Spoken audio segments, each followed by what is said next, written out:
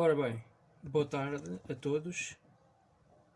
Bem, eu vou voltar aqui aos rescaldos. Eu já há muito tempo não faço aqui um comentário, não tenho feito aqui um comentário sobre o Sporting, já não me lembro exatamente qual é que foi o último jogo, mas já sei que há algumas jornadas. Entretanto, eu também voltei depois a ter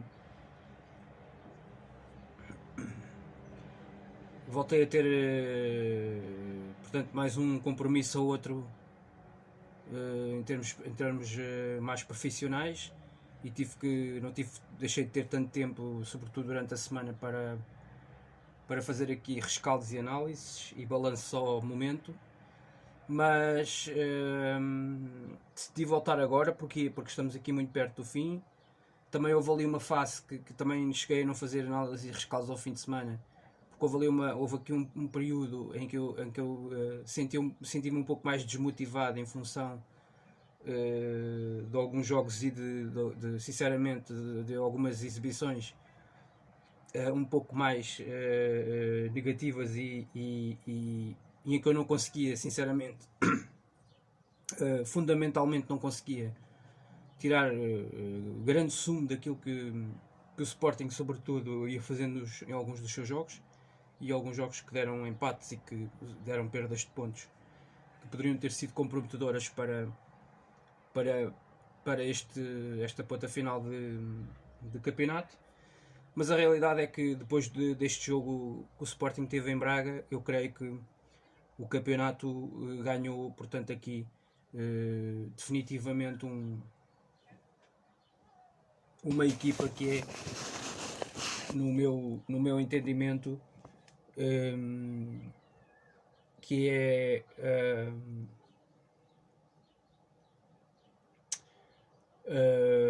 o embalo o psicológico, penso eu, é o mote para é o mote para o título, sinceramente. Há uma palavra técnica muito que se usa muito no futebol, que eu diria que é exatamente aquilo que se adequa a esta situação do Sporting nesta ponta final de campeonato.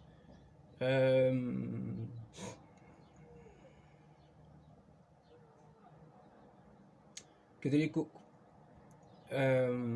está-me a faltar a palavra, sinceramente, que é a palavra que eu diria que define melhor o momento, o timing da vitória em Braga, a forma como foi conseguida. Nós, no universo sportinguista, apelidámos de uma vitória épica, e de facto foi uma vitória épica pelos contornos, no fundo, pelo contexto, mas eu penso que era uma vitória destas que era necessária face ao momento da equipa, ok? Para a equipa ganhar aquela embalagem.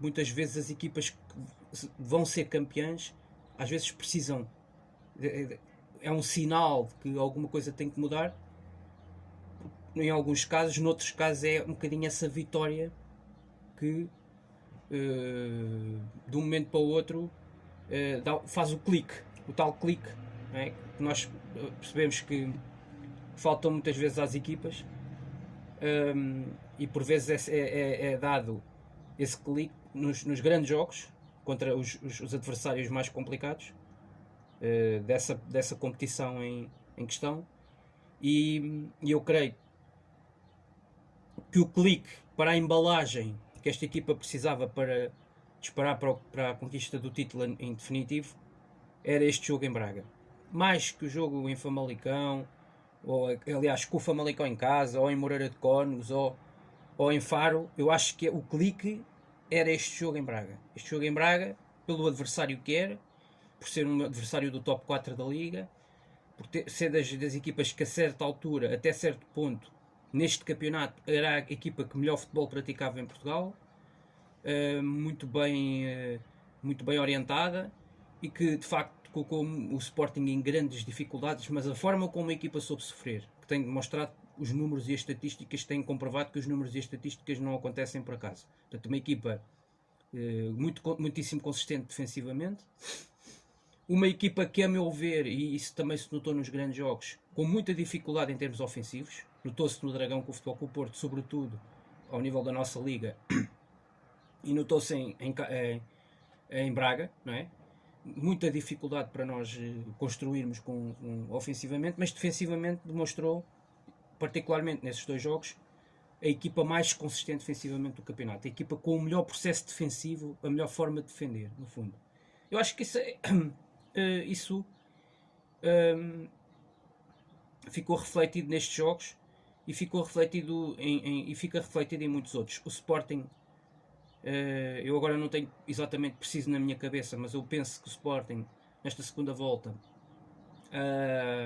na respectiva segunda volta, já fez 13 partidas da segunda volta, faltam disputar-se 4, são 17 jornadas relativas à segunda volta, já disputou dessas 17, disputou 13, e nessas 13, se não me engano, se não me falham os números agora assim de cabeça,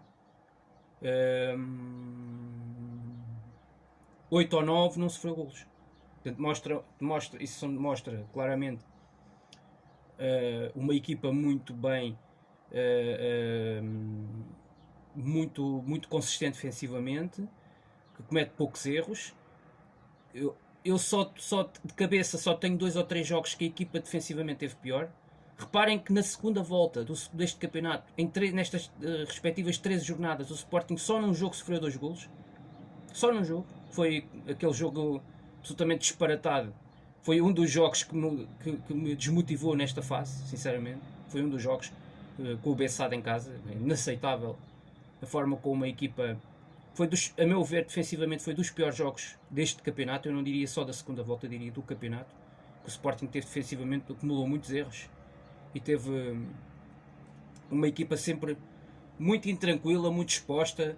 Com o Gonçalo, foi dos primeiros sinais dos jogos desta segunda volta do campeonato em que o Gonçalo Inácio deu os primeiros sinais de bastante intranquilidade na forma como fazia circular a bola e como tentava sair em construção na primeira fase, perante equipas que pressionaram mais alto. Aconteceu em Braga, e por isso é que em 20 minutos foi obrigado a fazer 3 ou 4 faltas e perdeu 3 ou 4 bolas numa primeira fase de construção inaceitáveis a este nível. E com o Bessade também cometeu igualmente muitos erros. Também o Bessade em Alvalade foi uma equipa que, ao contrário do que eu esperava inicialmente, foi uma equipa que teve pressão alta e que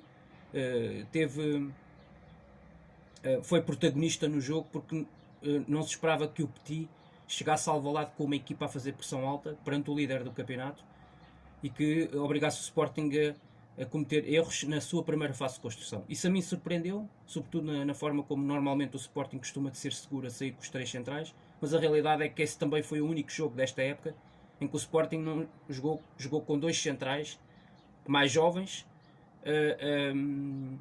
não teve 2 dos centrais mais experientes que fizeram praticamente a primeira volta toda a jogarem, portanto, à volta do Coates, Luís Neto e Fedal. E eu acho que isso sentiu-se na forma como a equipa tentou sair a jogar frente ao Bessade. E o Bessade também foi uma equipa que pressionou mais alto, como eu já aqui referi anteriormente. E portanto eu penso que isso teve alguma influência também na forma como a equipa de Sporting tentou sair a jogar. Eu acho que o Porro está na pior fase da época, sinceramente, em termos de produção e em termos de concentração no jogo. Já tinha ficado patente isso no jogo com o Famalicão, na forma como ele comete o erro que dá ao Ruben de Vinagre, aquela bola em profundidade, como ele dá como o Porro esquece de defender nas costas a profundidade, não controla, e o Ruben de Vinagre vai para ali fora, inventa a jogada que depois dá o cruzamento e que dá o gol dentro da área do Anderson. E portanto, mas lá está, praticamente 1 minuto e meio depois do Sporting fazer o primeiro gol frente ao Famalicão. Portanto, o Porro defensivamente não está tão forte e ofensivamente também não está em grande nível, do meu ponto de vista. Está na pior fase desde que chegou ao Sporting. Mas a meu ver também tem direito, não é? Agora, epá, eu não vou. Eu vou fazer este vídeo e não, eu diria que vou fazer um bocadinho. Faço aqui, eu tenho feito aqui um bocadinho o apanhado dos vários jogos, daquilo que eu penso que tem falhado na equipa. E não vou tanto, se calhar hoje, ao contrário do que fiz noutros rescaldos, focar mais o jogo, se calhar o mais recente, que foi com o Nacional. Não vou focar tanto, porque eu acho que a superioridade do Sporting neste jogo foi demasiado evidente. Foi o jogo mais completo dos últimos que o Sporting tem feito. Gostei mais até desta vitória de hoje, de agora, frente ao Nacional, não só por ter sido por outros números, não é? Por mais confortável à partida por 2-0. Mas o mais confortável é apenas uma falácia, porque porque o primeiro gol só surgiu aos 83 minutos, portanto voltou a nervoseira do costume, a ansiedade a apoderar-se de alguns dos jogadores até certa altura do jogo, e depois mais uma vez, o que é que se viu, o que é que se sentiu neste jogo? Dificuldades na construção ofensiva, mas apesar de tudo, com a equipa a criar mais oportunidades.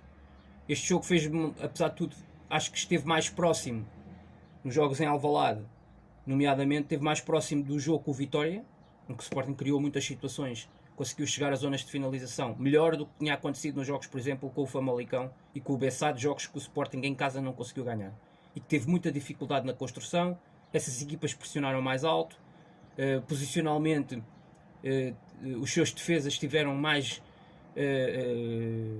parece-me, em melhor sintonia nessas respectivas equipas do que tiveram os do Vitória e agora, nomeadamente os do Nacional. O Nacional também demonstrou em Alvalade que é uma equipa mais fraca e, portanto, é uma equipa, no fundo, socorreu-se mais enquanto os jogadores tiveram capacidade física. Na primeira parte, socorreram-se mais das faltas e dessa agressividade excessiva, que foi muito permitida, no fundo, pela equipa de arbitragem, que teve um critério, do meu ponto de vista, um critério muitíssimo largo, e não teve o mesmo critério para as duas equipas, nem de perto nem de longe, a meu ver, porque se tivesse tido um critério uniforme, o Nacional nunca teria terminado a primeira parte.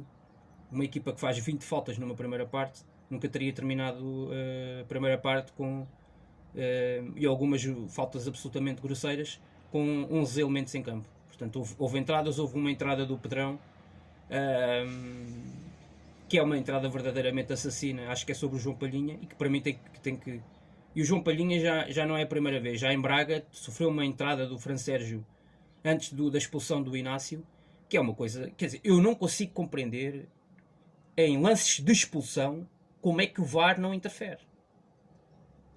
Nós parece que andamos aqui num campeonato faz de conta. Eu não percebo como é que em lances de expulsão, eu não percebo como é que em Passos de Ferreira, no Passos de Ferreira Benfica, o Eustáquio é expulso aos 7 minutos e o árbitro vai ao VAR e demora lá 5 minutos no VAR e chega à conclusão que tem que expulsar o Eustáquio, e em 2 lances de expulsão do Sporting em Braga, ok? Do Sporting em Braga, lance de expulsão do Fran Sérgio, claramente, nitidamente, com uma entrada assassina de Piton sobre o João Palhinha, em que o Fran Sérgio chega atrasado e acerta claramente em Palhinha. Não acerta, já não há ali bola nenhuma. E, portanto, um lance para vermelho direto. E o árbitro dá amarelo. E não há VAR. Não consigo compreender como é que não há VAR. Há VAR em Passos de Ferreira, não há VAR em Braga e não há VAR em Alvalade. Neste lance do Pedrão sobre o Palhinha. Outra vez o mesmo protagonista. O mesmo protagonista, neste caso, a vítima, neste caso. O Palhinha. É o mesmo. Portanto, pá, eu acho inaceitável. Porque é que o Sporting não há de poder terminar um jogo do campeonato a jogar contra 9? Se os outros usam agressividade a mais, não é? Se os outros usam agressividade a mais, o Sporting não tem a culpa disso. Os outros usam agressividade a mais. Os jogadores têm ordem para isso, para fazer aquelas faltas grosseiras. Tem que ver amarelos, se for preciso tem que ver um vermelho direto e tem que ir para a rua. E o Sporting, se tiver que jogar 11 contra 9, vai jogar 11 contra 9. Mas os critérios têm que ser... Os critérios não podem ser à la carte. Os critérios não podem ser disformes, têm que ser uniformes. Os árbitros têm que... O árbitro de campo, fundamentalmente, tem que procurar ter um critério uniforme ao longo do jogo. Ao longo dos jogos. Quer dizer, e em Braga já não senti um critério uniforme do Artur Soares Dias, que já não achei uma boa arbitragem nesse jogo. não é? Tanto na primeira parte como na segunda parte, epá, e este jogo é Alvalade, este Manuel Oliveira, outra arbitragem não foi nada uniforme, ao longo dos 90 minutos. Quem é o prejudicado nos dois jogos? É o Sporting. Já no jogo em casa com o Famalicão, outra vez quem é o maior prejudicado? No jogo com o Famalicão, outro jogo que o Sporting perde pontos, é o Sporting. Um penalti sobre o Giovane em cima do minuto 90 que podia ter decidido o jogo. Portanto, pá, é influência direta no... O que estamos a falar é de erros com influência direta no resultado. E influência direta no jogo. Portanto, pá, eu não gosto de andar aqui a falar de arbitragem, porque eu gosto de falar dos aspectos do jogo, dos aspectos de ordem tática, aquilo que as equipas fazem no campo. Epá, mas depois há páginas tantas. É uma acumulação de erros esta época. E ainda por cima, com os árbitros principais de campo, mais os fiscais de linha, com o auxílio e o suporte do VAR, é que há VAR todos os jogos como suporte. E há um VAR que vê 2, 3, 4 ângulos dos mesmo tipo de lances. Portanto, pá, que estão numa sala fechados, e que estão a ver tudo. Ok, estão numa sala fechados e que estão a ver tudo. Em câmaras diferentes, andam para a frente, andam para trás, pá, e tem esse acesso a essas mordomias que o árbitro principal de campo não tem. Mas o VAR tem que atuar, e o árbitro principal, a comunicação tem que ser permanente, e nós que estamos a ver de fora, os espectadores, temos que sentir que isso acontece.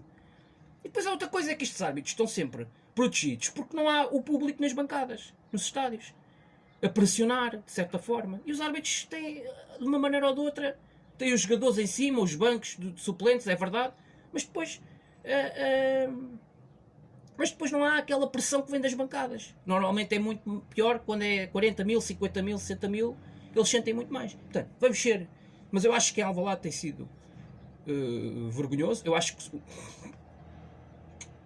dos últimos jogos, só em Faro, eu acho que a arbitragem não tem influência no resultado, e no jogo em casa com o Bessado. No jogo em casa com o Bessado é o Sporting que comete muitos erros e que falha em muitos aspectos do jogo, sobretudo no aspecto defensivo, defende pior do que tinha defendido noutros jogos, e continua a demonstrar os mesmos problemas ao nível ofensivo, mas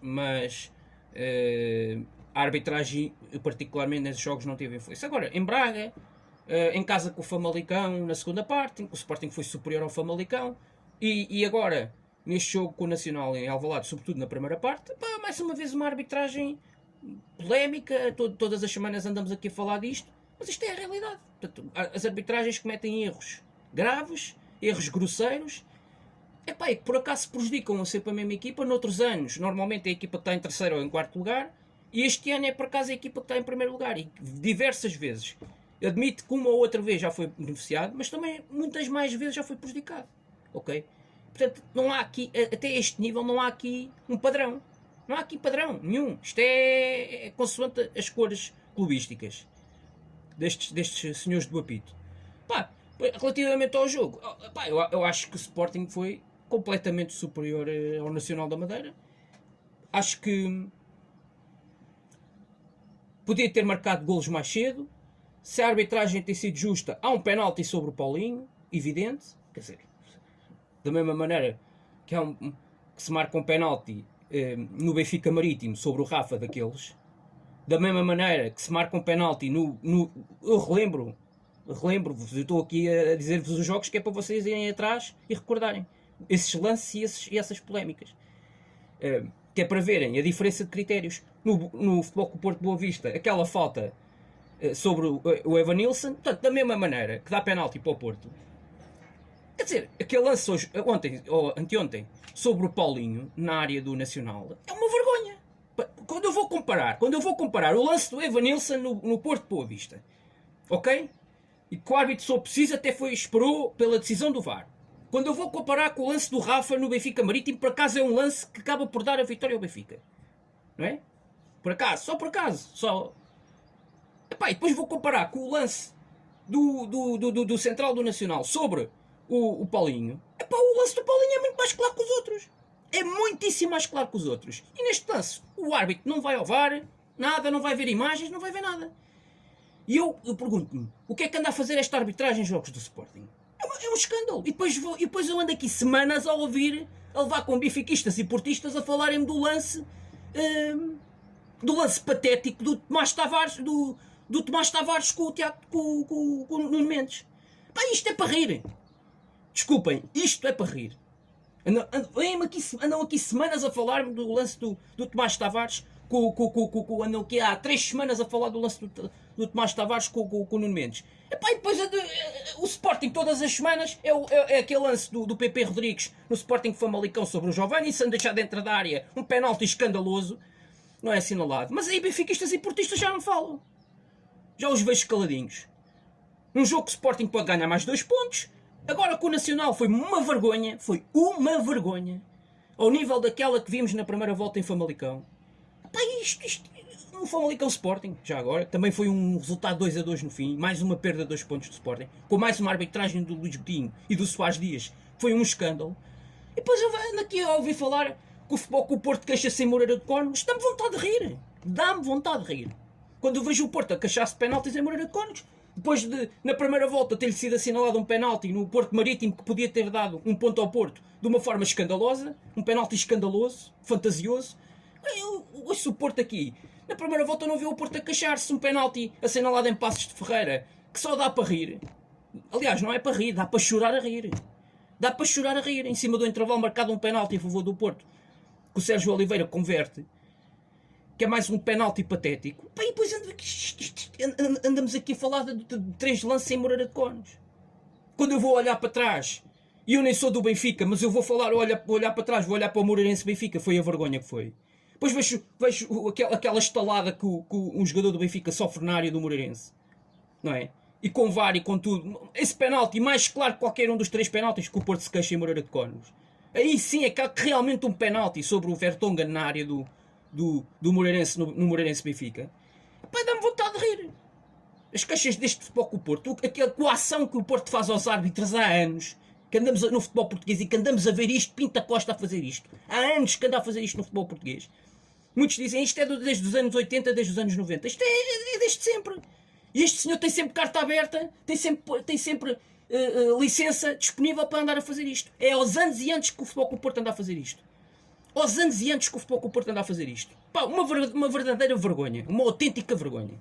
Aquilo que se passou no final do jogo em Moreira de Cónegos. Pá, e eu já nem me apetece comentar esse lado do futebol português, que é o mesmo lado que levou aqui o autocarro do Benfica depois do empate na época passada em Tondela a regressar ao Seixal, à saída da autoestrada, a levar-se com 2 pedregulhos que acertaram em 2 jogadores, podiam ter matado um daqueles jogadores.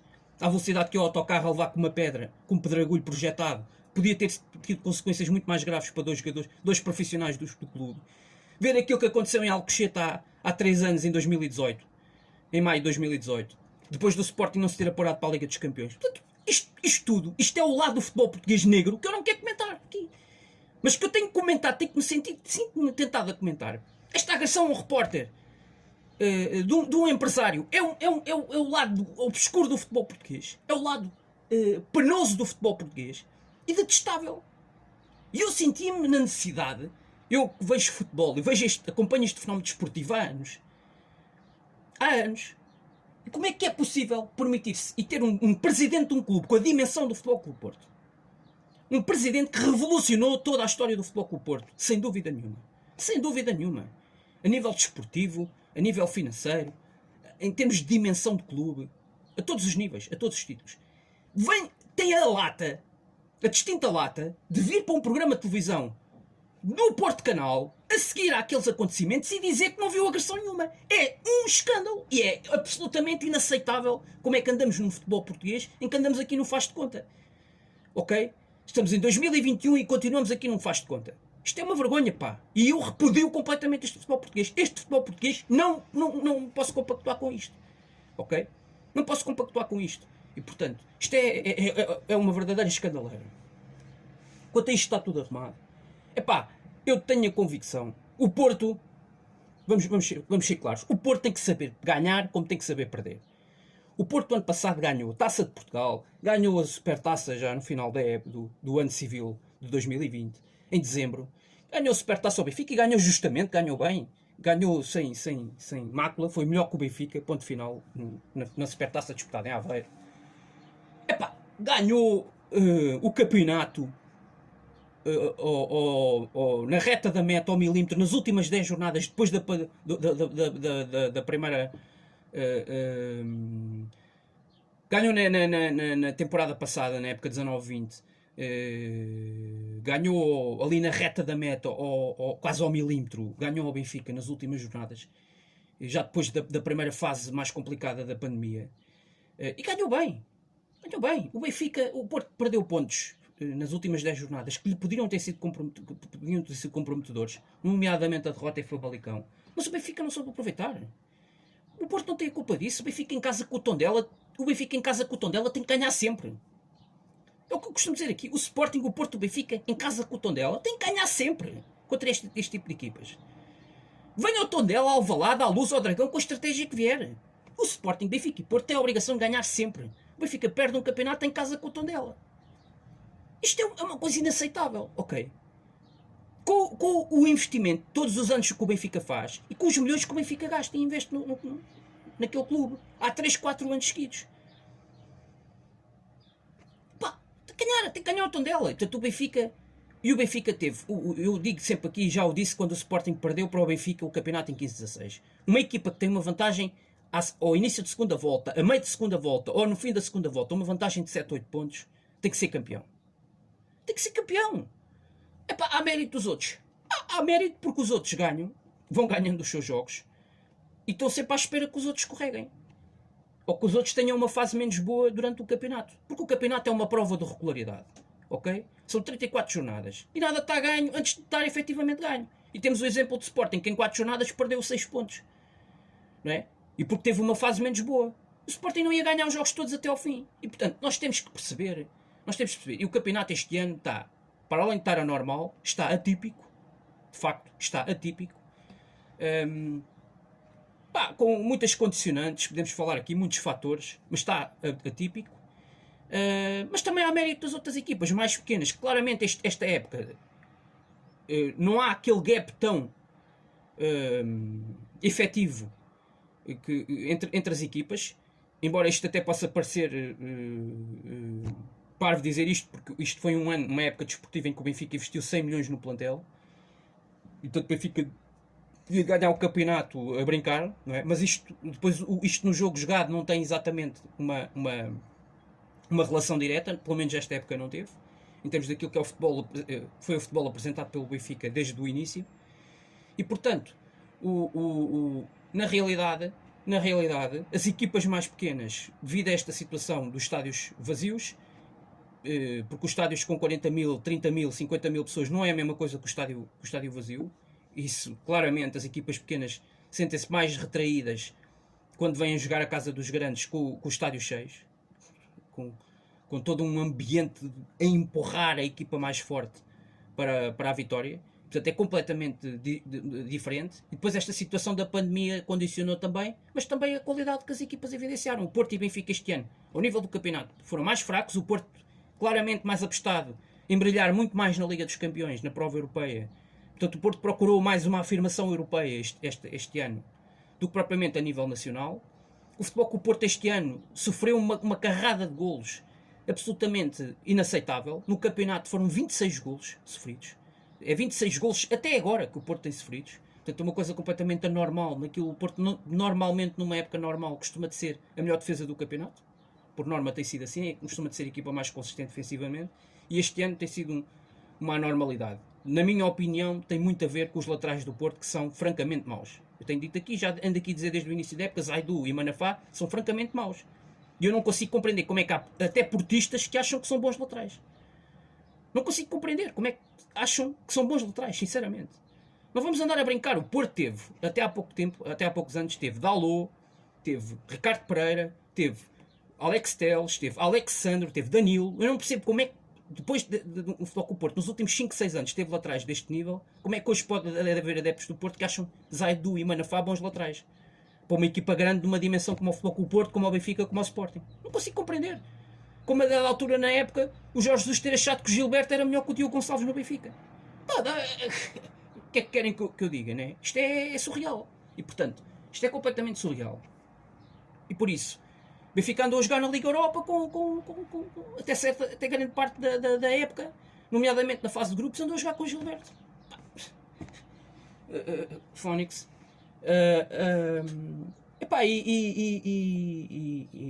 Posto isto, o Porto tem que saber, era o que eu dizia, vou voltar a retomar o pensamento. O Porto tem que saber perder.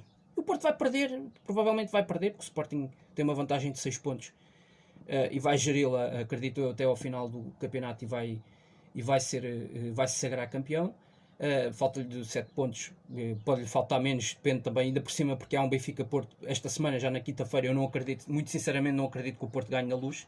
Pode acontecer, mas eu à partida não acredito. Acho que neste momento, olhando para uma equipa e para outra, e para aquilo que tem sido os últimos jogos, acho que o Benfica está em melhor forma do que o Futebol Clube Porto.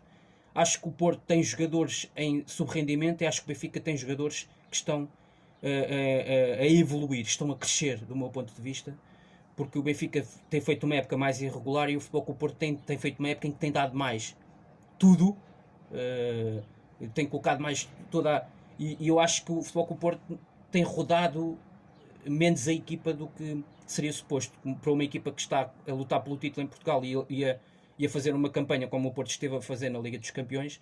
Acho que o Porto rodou pouco e jogaram quase sempre os mesmos, e isso foi provocando desgaste em grande parte desses jogadores. Os jogadores que totalizaram praticamente, fizeram esta época 40, 45, 50 jogos, e é nesta fase em que se pede um bocadinho mais, nesta ponta final, um bocadinho mais de empenho, um bocadinho mais de determinação. Há jogadores que estão a sentir o toque e estão a sentir aqui ou ali mais dificuldades. Nomeadamente já se falou nos últimos dias do Corona, o próprio Sérgio Oliveira, que até foi poupado de início neste último jogo para o campeonato em casa com o Famalicão. Na minha opinião, acho que o Otávio também se está a começar a sentir aqui e ali, em um ou outro jogo. Portanto, eu acho que isto globalmente no Futebol Clube Porto, o Futebol Clube Porto tem tido menos capacidade ofensiva nos últimos jogos. Se olharem para os últimos 5 jogos do campeonato, e o Porto tem marcado menos golos, também tem muito a ver com essa situação. Portanto, o Porto ofensivamente, jogadores mais desgastados e uma fase de época mais complicada. O Benfica está a crescer, o Benfica ganhou 10 dos últimos 11 jogos, em termos estatísticos, e isto tem a ver com, teve aqui aquele acidente de percurso que foi com o Gil Vicente em casa, de facto, com muito mérito do Gil, é preciso dizê-lo, mas um jogo absolutamente aberrante do Benfica, do ponto de vista tático, a todos os níveis, um jogo absolutamente assustador, mas de resto o Benfica tem, inclusive até contra certos adversários, quando o primeiro golo entra, o Benfica até tem sido absolutamente avassalador. Foi assim em Portimão, fez 45 minutos que absolutamente arrasaram a equipa algarvia. Em Passos de Ferreira também, mas para isso também muito contou obviamente a expulsão do jogador do Passos muito cedo também na partida. Já em Braga eu achei que o Benfica foi muito superior ao Braga, e isso logo aí notou-se a primeira prova de autoridade deste Benfica de Jorge Jesus esta época. Foi a primeira mostra de autoridade do Benfica no campeonato, foi em Braga, na minha opinião, e foi logo num jogo fora, difícil, contra uma das equipas do top 4. O Benfica aí deu de facto uma resposta autoritária e demonstrativa de um Benfica que queria lutar pelos lugares de acesso direto à Liga dos Campeões, nesta ponta final de campeonato. E o Benfica, destes jogos, assim, que o Benfica tem sido mais arrasador. O Benfica também foi muito dominador em Tondela, fez 25, 30 minutos de grande qualidade, fez 2, podia ter feito 3 ou 4 golos. Isto tem a ver com, a meu ver, um regresso de um Pizzi que está a voltar ao seu melhor nível, ao seu melhor momento de forma. Tem a ver com um Tarapte que tem estado, do meu ponto de vista, é um jogador que eu acho que em termos ofensivos não é tão influente, não consegue ser tão influente como o Pizzi, porque é um jogador que tem muito menos golo e menos assistências do que o Pizzi, menos capacidade ofensiva nesse nível. E o Benfica com o Pizzi, com um Everton de Cebolinha que parece aos poucos estar a mostrar um nível melhor e mais aproximado daquilo que o Benfica pensou dele quando o foi buscar ao Brasil, e pagou 20 e tal milhões de euros pelo extremo. Era exatamente à espera disto que ele agora demonstrou ainda agora, por exemplo, em Tondela. E o Benfica aí fica mais forte, e este Seferovic da segunda volta, que tem sido de facto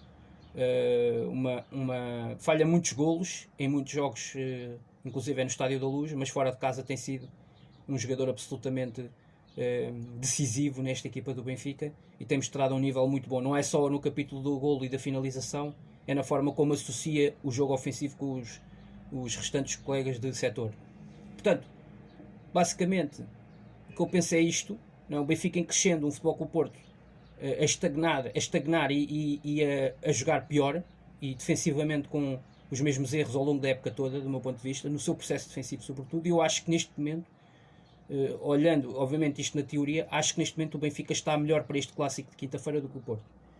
Depois o Sporting, que na minha opinião tem o último jogo mais complicado, obviamente até ao final destes 4 jogos desta sequência, desta série, é o Benfica na Luz, que é este Benfica em crescendo e este Benfica mais forte, se calhar é um dos Benficas mais fortes da época, este que o Sporting provavelmente vai apanhar na Luz, mas os outros 3 jogos do meu ponto de vista são de 3 vitórias, não digo fáceis, mas 3 vitórias previsíveis, porque o Rio Ave está, na minha opinião, no jogo quarta-feira, ao contrário do que... Eu acho que vai ser um jogo difícil, mas o Rio Ave vai ter que abrir espaços.